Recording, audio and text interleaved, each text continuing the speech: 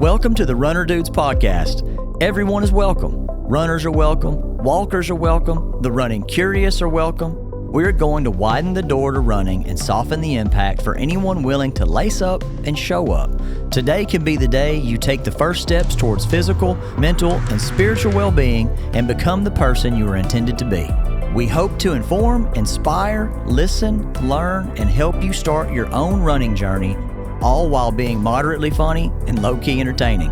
Let's go, baby. We talked about when you first got here about how you had speech class and like you hated the concept of speech class and dreaded it. And that is so foreign to me because I loved it. But we've talked about that.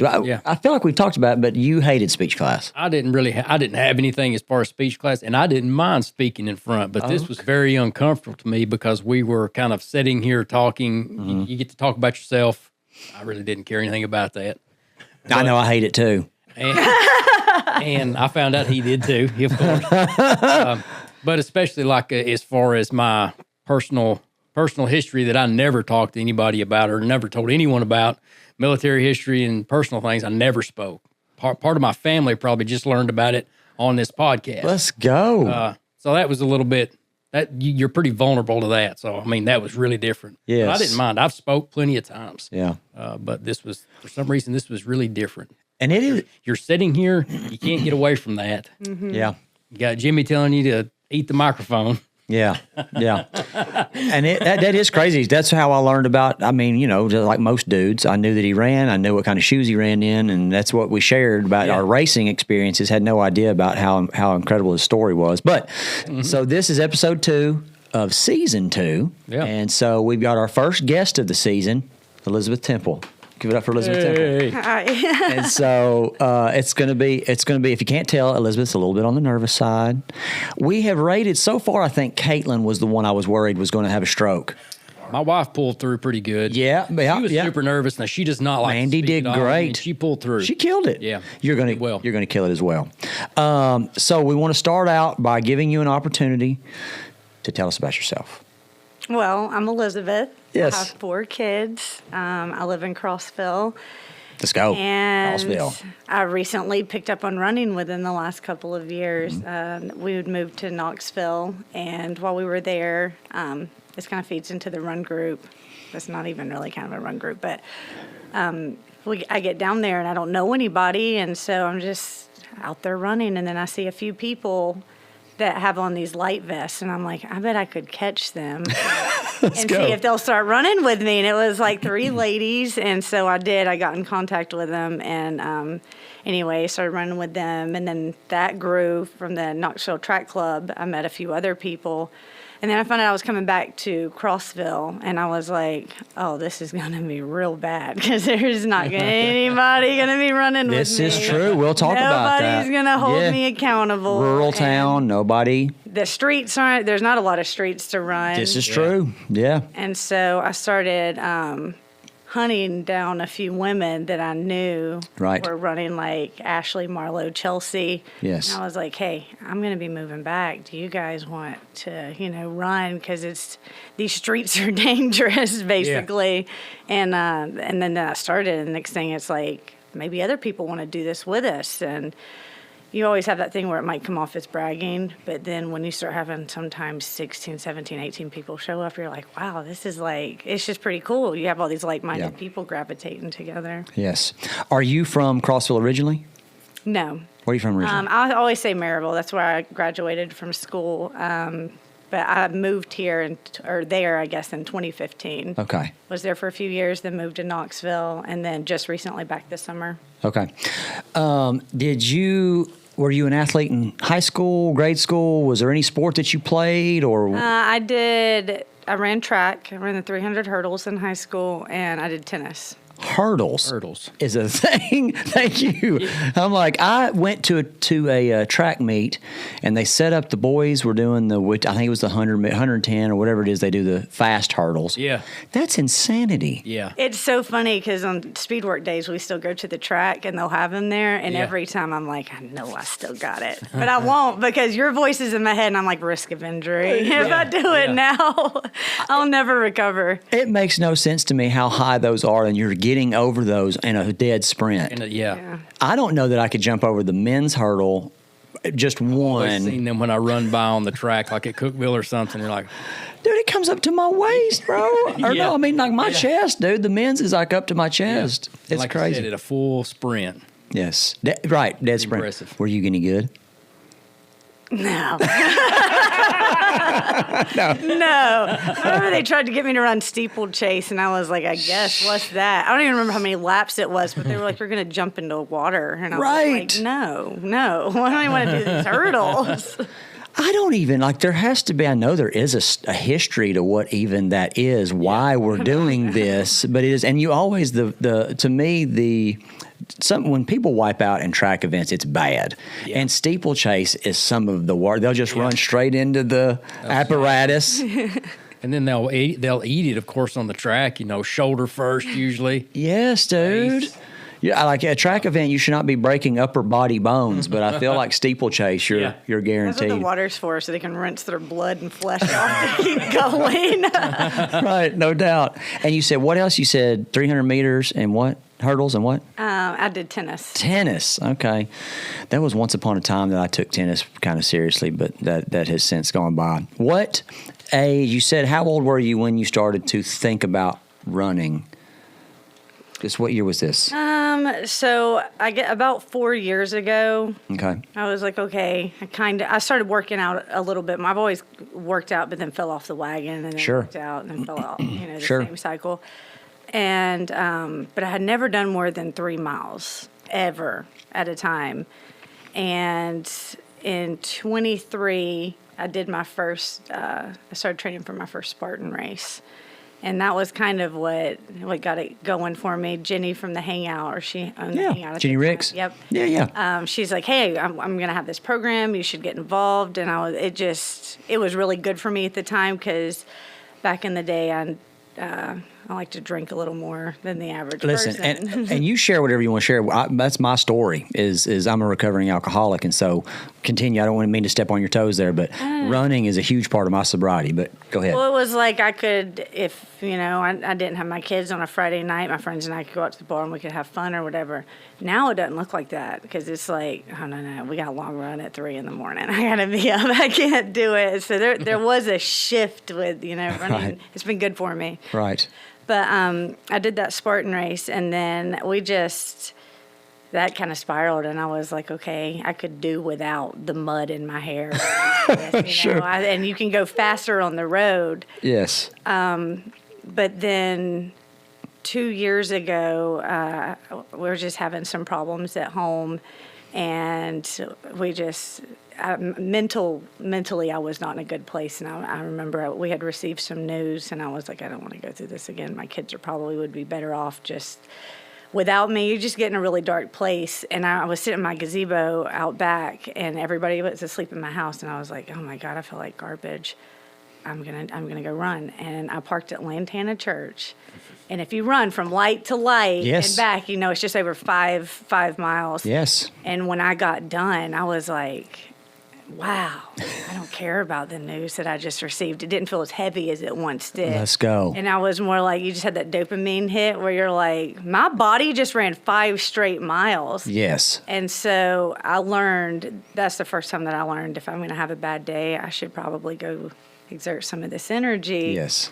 And my days aren't near as bad. And so now I'm running when I'm running. Yeah. And you've turned into and sometimes running's what causes my bad days. You said something there. So when I first got sober, I got into all sorts of. The first thing I did, honestly, I've not even mentioned it. The first thing me and Dad would go to, it was a kickboxing class, and Randy Hurd had a kickboxing class in Crossville, and I was like, this is cool, whatever. And so that's where I started, and then I got into lifting weights, and I got into lifting weights heavy, and so I got serious about that, and that was okay. That was fun.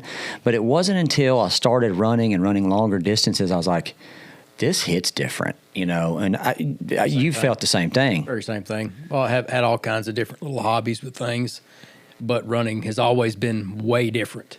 And like you said, the longer that you go, and sometimes it doesn't even take a long run. It takes 35 minutes and you feel, Yes. 100 times better, easy. But yeah, for sure, I got talking about how with your journey with that, same thing with your mental health, that just kind of helps jump you out of a really dark place. I can tell you, I reached a point to where almost running was having a reverse effect. Like it became super compulsive to me, and I had to really dial that back and find that balance that still makes me, okay, listen, I've got to have an operational life here and not let it just be absolutely ran by running. But I struggle with that now. It's finding my balance. I have to remind myself. It's hard. It took me I've been running now. I know everybody's different, but I've been running for about 26 years. So, and it took about 23 of those years before I figured out that life balance. And it's still struggle, but I do better with it, a whole lot better now. I don't feel like it's the end of the world if I feel like garbage, but I still need to get a 16-mile run in. I'm like, maybe I can feel just as good, and I found out that I can be just as good as if I go out and run 5 miles, 4 miles, whatever. You just got to get outside and do it. I think that we're all, the three of us, one thing I think we have in common is we're competitive, right? Yeah. You're probably a little less on the competitive side because you are one of these dudes that goes out and doesn't really concern himself. He doesn't care about his pace. He doesn't care about the distance. I know you do, but not as much. We've talked about it, not as much as I do. And I've talked about Yother and how there was this guy in town named Joey Yother. And he's a dude. He's just a chill dude. And I remember he came running by. He come off a side street. Next thing you know, he's running beside me. And he was like, "Hey, man, you care if I jump in with you?" And I was like, "No, cool, whatever." And I was like, "How far are you going?" He's like, "I don't know." Okay. And I was like, "How fast are you going?" He's like, "Whatever you want to do." And I was like, "I hate this." I used to be like that, though. It was very, like I was jealous of it. I had a routine, and it was not until that we ran Memphis that year that I honestly even used a plan. That's crazy to me. That I just ran. That's crazy to me. That's nuts. I've ran several races and a lot of different distance races, but it wasn't until then. Yeah. And it was great. But I can do without it. Yeah. I'm looking forward to a time in my running where I feel like once I get to a point where I'm convinced I'm not getting faster, that I can just go, because I do have more of those in between cycles where I'll have that 2 or 3 or 4 week period where I'm allowed to just go out and just run. And it's like, it's wonderful, right? And so like one of the questions I had for you was like, when did running transition from something that was more meaningful? And it sounds to me like maybe off Jump Street, like you had a situation and you went for a 5-mile run and then you immediately felt better about that situation. And that is, nobody was more frustrated to find out that running and being fit helped mentally, physically, and spiritually. It's frustrating. I wish that sitting on the couch and, being a lazy bum would do all of those things. Or I wish that drinking, Jack Daniels every day fixed all my problems. Believe it or not, it didn't. Marlboro Lights and Jack Daniels didn't make my life wonderful. But running is a common thread through every runner that you meet has an interesting story, and running has become such a valuable part of their journey. Is that has been your experience since you've gotten serious about your running, mental, spiritual, physical?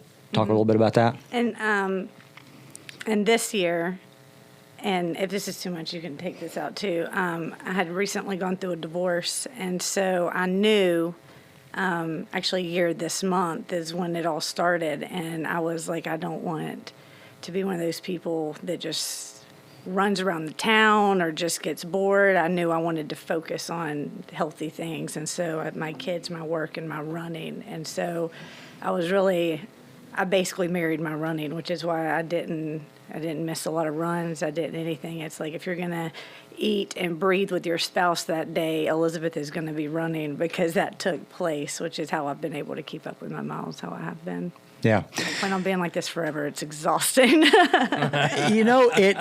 You're exactly right. And like, people just assume that I love it, and I do love it, but I would love to not do it as much. And I'm a type A runner. It has to be when you send me my schedule. Yes. It is not like, oh, okay, I can probably do this later. I can move this around. It's like, that's when you said to do it. Die if you don't do this today. And so I'm like, I got to do it. We're out at 4:00 this morning because I had to be here, and it's got to be done. got to be done. Once you have that accountability, yes. yeah, you feel like, hey, this is what I've got to do in order for your life to still be driven and purposeful. That always stuff like that helps. So this is where the balance comes in. Yeah. Is I'm not gonna die if I don't go do it. Yeah.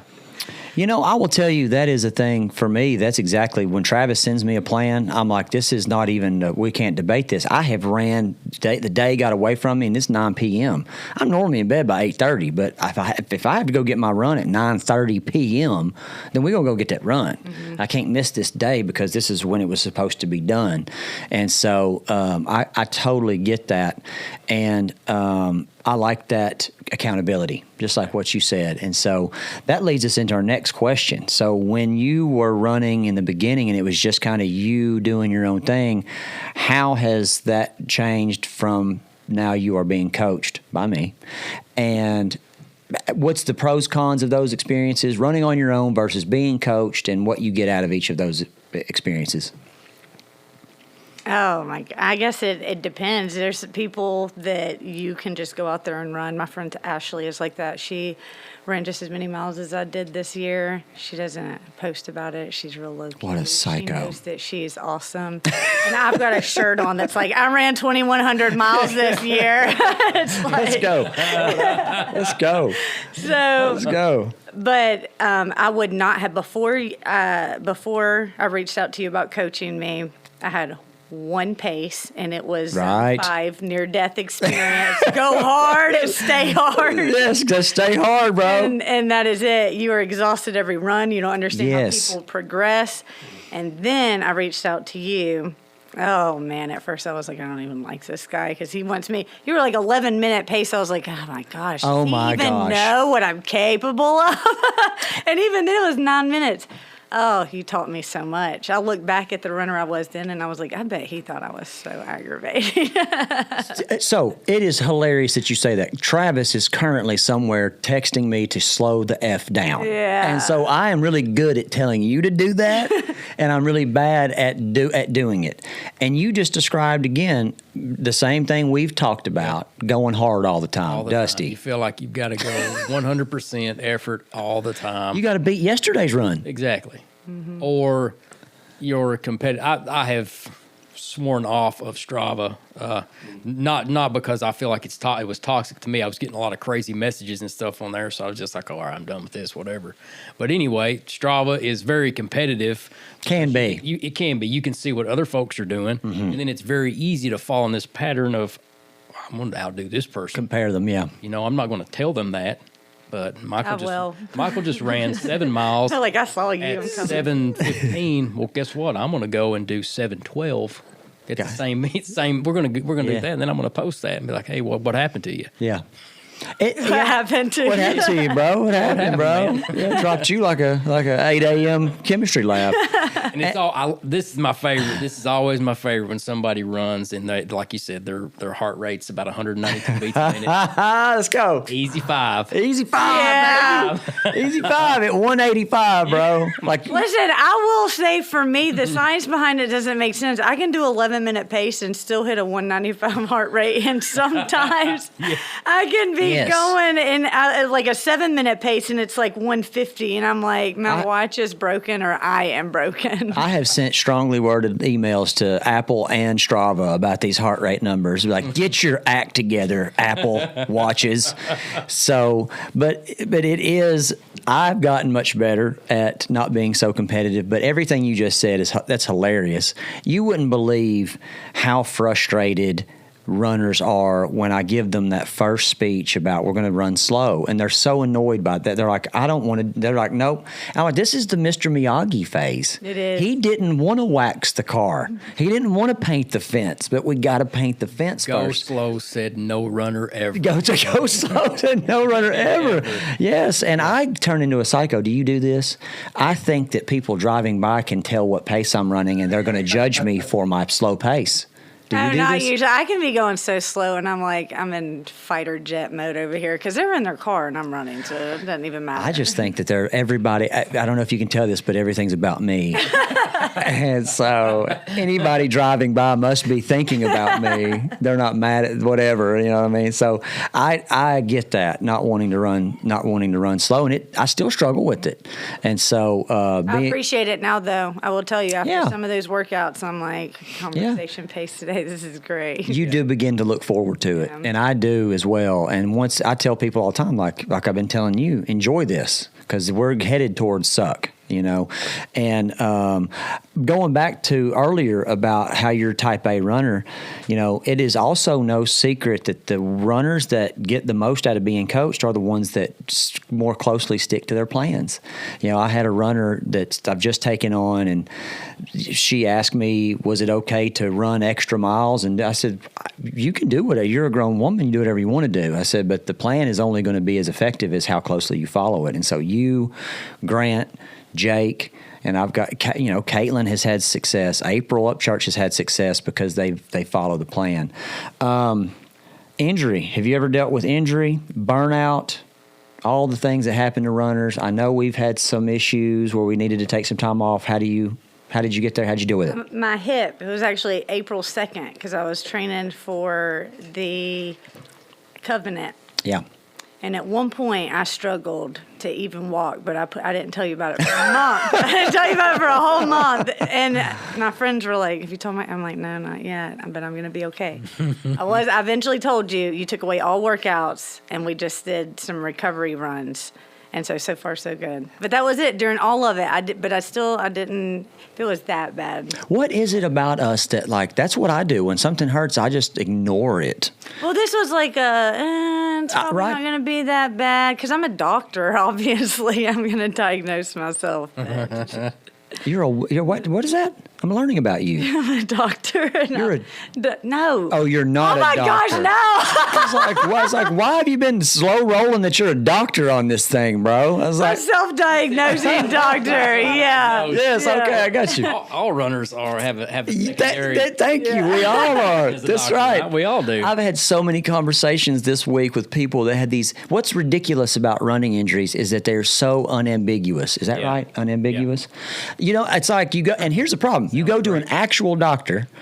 Let's get $1,000 worth of imaging done, and you know what they're going to tell you? Probably should take some time off. Yeah. Like, cool, thanks for that $1,000 diagnosis. Or you might need new shoes. Or you may need to just go That's see it. Dusty. That's the two things, because a football injury is bone sticking through the skin. Running injury is like, this hurt. This ouches when I run on it. And it's then stop running. Speaking of that, I didn't know. Blake Sure had shared with me that he had had a little bit of injury because he was talking about possibly needing some shoes.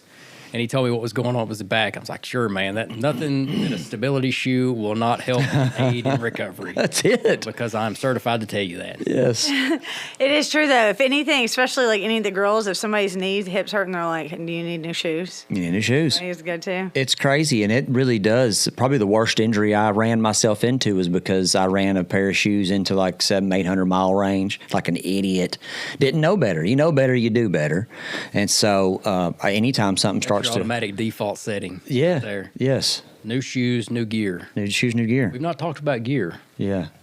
When you started running, and we talked about this Yes. too. How was your fit? How was your apparel change? Oh, man, yeah. You got great fits. You got great shoes, great fits. But I started out like leggings, Bargain bin. thermals. I'm going on an 8-mile run, so I need 40 ounces of water and tailwind. It's hilarious how that evolves. Yes, and now it's like even my marathon. I've got one water bottle. Everything's crammed somewhere. I'm like, okay, I shed everything. Yes. It does make a difference. Y'all have talked about that on here a Yep. lot. Yes. The evolution of your gear and what you're able to do, and how even the definition of a long run changes. Yeah. I remember talking to you kind of off a ledge. You wanted to run a marathon much sooner than you actually ran a marathon, and you ran a half marathon, and then we trained for the full marathon. And explain that, and maybe you can help I'm so someone glad else. You talked to me. Okay, yes. Because I could have died. I wanted to do a full in April. I reached out to you in May, and you were like, "Oh gosh, this is the best thing."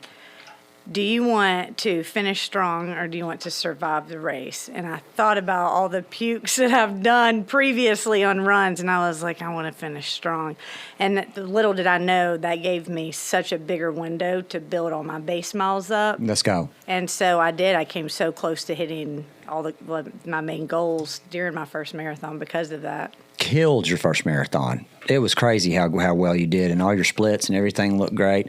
Listen, that most people's first marathons do not go that well. Mine did not, and so straight survival. It was at mile 22. That's when my body started shattering from the start. Welcome to the party, pal. Once you maneuver through all the people and all the anxiety calms down, and you're like, "This is so dumb." Yeah, why did I do this to myself? Yeah, I've never ran a marathon that at some point in the marathon, and I've ran some marathons and felt really good even through the finish line, but at some point in the marathon, I thought, why am I doing this? always after 16, you question life. Somewhere there, 16 to 21, you question life. because you've still got a 10-miler left and you're hating this. And so it is crazy how well your first marathon, and it's very encouraging to leading up to you got Chicago coming up. So you tell us about you got in the draw and got right off the rip, got picked. It's just it was the absolute craziest thing, and to me it's so funny because I told you that I had this whole year I threw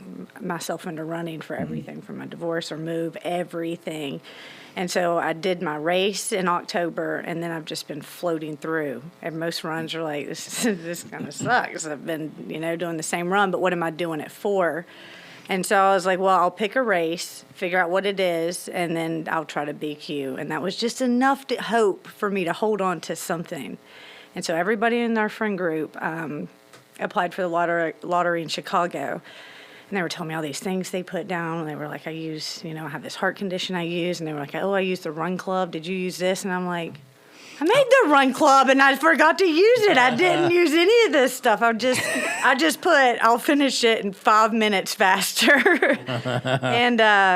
And then I got that letter, and it was like it was just God gave me something else to focus on this year. And I'm telling you, he's led me through so much. And I do, my healthy body, my mindset, all of it. I have grown so close to him this year, and it has to be all of the miles that I have put in because we spent a lot of time talking. Yeah. Listen, and that is, first of all, getting picked, I think that's a God thing, totally. And I'm glad you said that, because that is, when I first got sober, first started running, I was at a place where like me and God wasn't on great terms, right? And so my sponsor told me to pray, and before I was running, I was doing what he said, and I was praying, and it just, I don't necessarily feel like I felt it until I started running, and I think it's more like I started to obey and like do what my body was meant to do and what he had originally designed me for. And like I remember being at the state park running with Daniel Van Winkle, and it was like the sun was coming up, and it was like all of a sudden like God showed up, and he's like, hey, I've been here the whole time, idiot. Yeah. He was just like, but you got to do your part. And I was like, okay. And so running has been my whole spiritual journey, and I love running in run clubs and run groups, and what you're doing in Crossville is fantastic, but I do like those solo runs where it's just you and your thoughts and all that stuff. I'm excited to see what you do in Chicago. I think it's a flat race. The weather's usually primo. I think BQ is going to happen. So it's going to happen. I have manifested this all year. As long as I'm injury free, it is happening this year. Yes, let's go. And when you Boston qualify, we'll have you back. And maybe you by that time you'll be a pro at this. And so I've been waiting on Nike to sponsor. Let's go. All year. Me too, bro. They have not called me yet. So for sure. Being a female, I know you run with Chelsea, you run with Marlo. They are a couple of my running heroes, and you run with the ladies in Crossville. Alicia, she's going to Chicago. She's awesome. I'm so excited about that too. So she's getting serious. She actually really started my running journey. I remember seeing her years ago. She was training for her first half, and I was like, oh my gosh, how are you 7 miles on the treadmill? What is wrong with you? Right. Asked her where her headspace went and all that.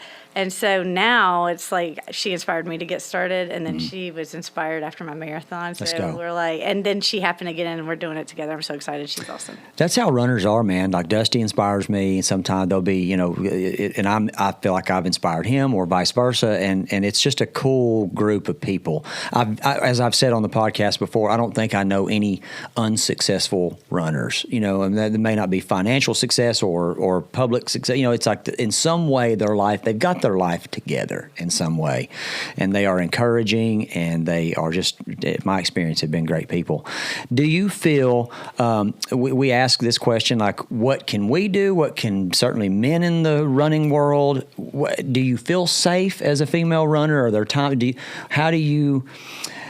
this question is tough because it's like, you should be able to run any place, anytime you want that we do. But do you think that's realistic?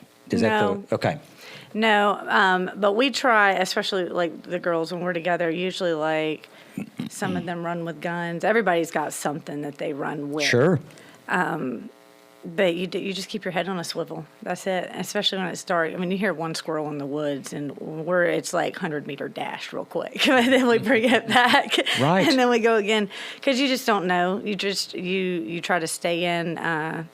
Just stay in well-lit areas if you can. But we've got a couple guys that have been running with us. Sure. In the mornings, too. And that's Justin Bell and his tights. Oh, he's not getting out in the morning. Neither is EJ. I'm calling them out. I hope y'all know that, or they get in on this. Yes. Not coming out in the morning, but there's a few that will. And we talked about, this is a thing that is crazy to me because we don't have to think about that. No. Like, it never occurs to me, honestly, when I run. I'm just like, nobody, first of all, wants to abduct a sweaty dude. Yeah. You know what I mean? And so, like, where I run, when I run, is very little Definitely thought. take that for granted. I don't even carry a phone. No. I don't carry anything. If I have to carry a phone for anything, it just feels like it's awful. Yeah. And I know there's a lot of women that run that, like you said, they carry. That's crazy that you would think that you would have to carry A gun. Oh my gosh, somebody and I know people down do. the road and just slow down, and you don't know what they want. Yeah, you don't know. And definitely we've seen that just within the city limits of Cookville is the same too. I mean, a really busy road, and somebody pulls up to you and you don't know what their intentions are, and it could be whatever, but right. I don't know. It's always too, you feel like if you are one of the guys running with one of the girls in the group, you feel like you are responsible for that. And sometimes I think that's silly because there's a lot of women that do not want that. Maybe that's why our men's group's so small. They're like, we do not want to deal with all of that. It's a lot of responsibility. And I feel like there's such a fine line between like me wanting to be an advocate and be someone who's supportive, and also like I don't want to pander or feel like I'm saying, I'm not. It's almost like you're that big brother. Right. I'm suggesting that you do have to think about it, where I don't have to think about it, and to not acknowledge that there are differences between men and women, and how creepy dirtbag men see fit running women. It's crazy. You've got to acknowledge that that's a thing out there. And there are some of us whose brains haven't evolved past catcalling. We've talked about this, Jimmy. I love a good catcall, idiot. Like, bro, when in the history of females, you ever been catcalled and thought to yourself, I got to get that guy's number? Yeah. Yeah.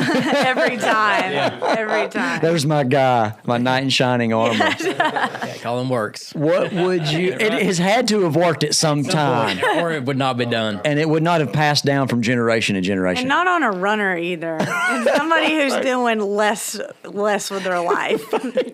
Right. You've got your life together. You're fit, and this guy's got a bag of crystals. I've never been catcalled running. I have whenever we cycled a whole lot, but it was by a Jeep full of guys.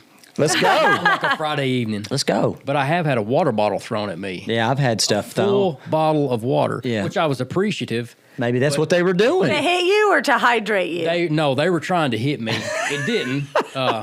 But what is wrong with people? The funny thing was I was close enough. I picked it up. And I was close enough to where they stopped, and they didn't probably count on that, but I took it back to them.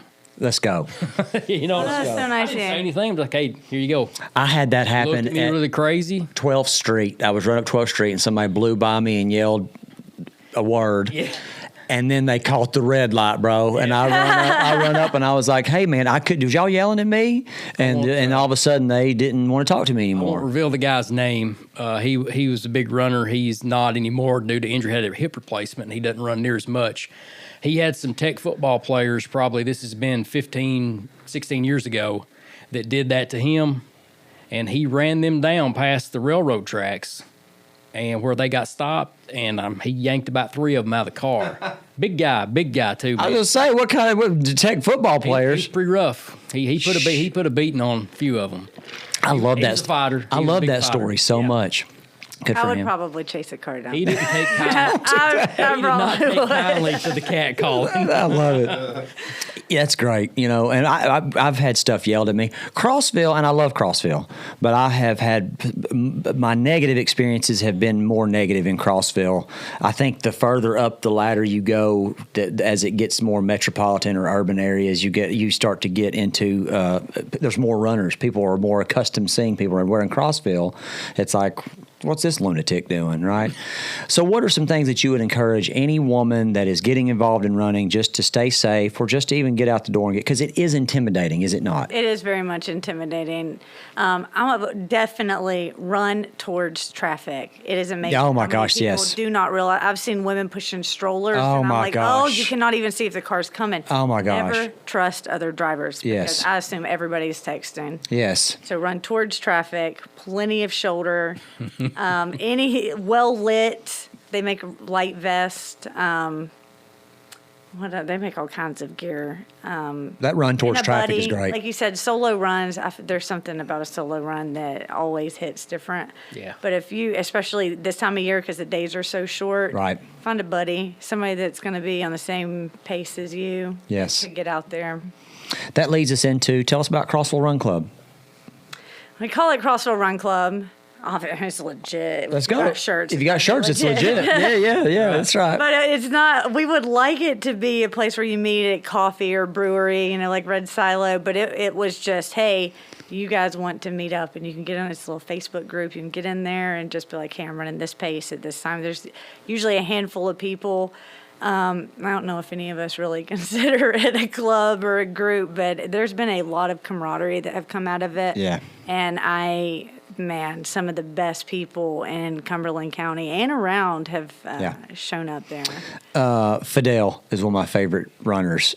And Fidel, I met Fidel when me and him kind of started at the same time. I've talked about Fidel on here, and he is so encouraging. And runners, we were competing with one another, but if he kind of figured something out, he would kind of tell me a tip, and I would tell him a little tip or whatever, and we would compete with one another in the 5Ks. And I have seen the back of Fidel plenty of times, and so he's just such a good dude. And it's cool to see. I tried to do a Crossville Run Club thing, and it just never really got any traction. And it's cool to see that it's actually starting to pick up and take off.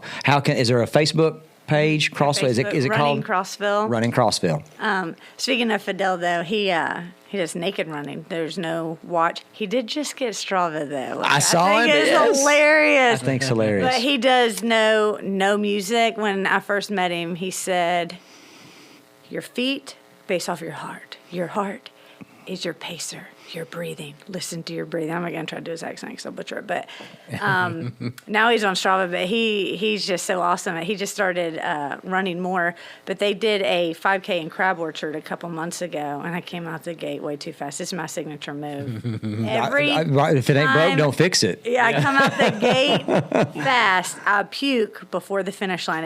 It's happened to me 3 times this year. Oh, we might need to talk about that. Caught me. Yeah. I can't believe I haven't done it since October. But anyway, as I'm puking, I can't breathe. I can see the finish line. I'm so mad at myself.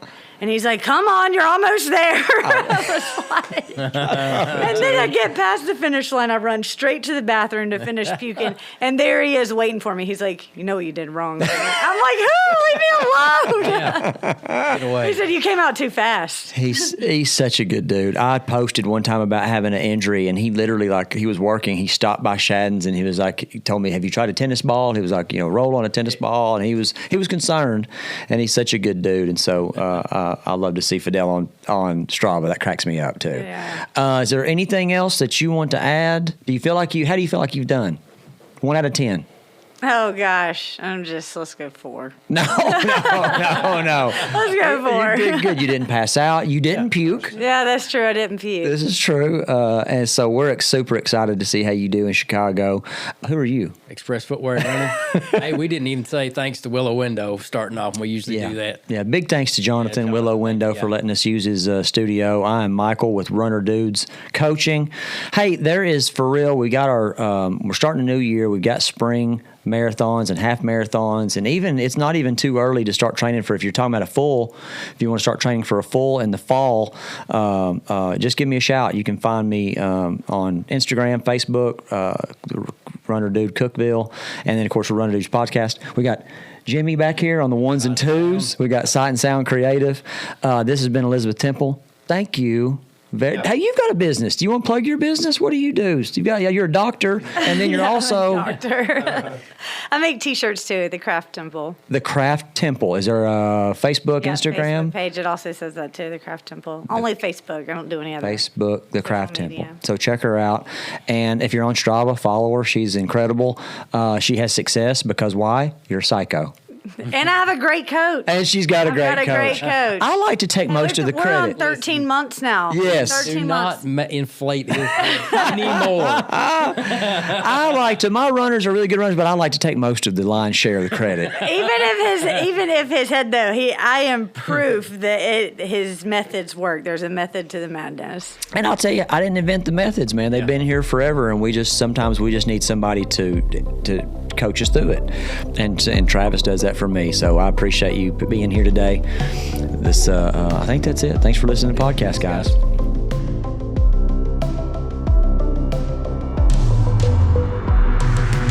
The Runner Dudes podcast is sponsored by Express Footwear and Runner Dude Coaching and Consulting.